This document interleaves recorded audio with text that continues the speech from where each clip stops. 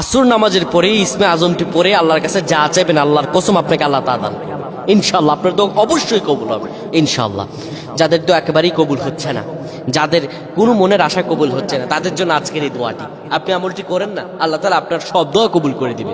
কি অবস্থা, কি সমস্যা আপনার, কি কষ্টে আছেন, আল্লাহ তাআলার কাছে বলেন না। আসর নামাজের পরে দুরূদ শরীফ আপনি 3 বার পড়বেন। দুরূদ শরীফ 3 বার পড়ার পরে আপনি পড়বেন ইয়া হাইয়ু ইয়া কাইয়ুম ওয়া তুবু ইয়া যাল জালালি ওয়াল ইকরাম। এরপর আপনি পড়বেন আলিফ লাম মিম ইয়া হাইয়ুল ইয়া কাইয়ুম। এরপর আপনি পড়বেন ইয়া হাইয়ু ইয়া হাইয়ু ইয়া কাইয়ুম ওয়া তুবু ইলাইহি। আপনি পড়েন, আপনার সব দোয়া আল্লাহ কবুল করে দেবে।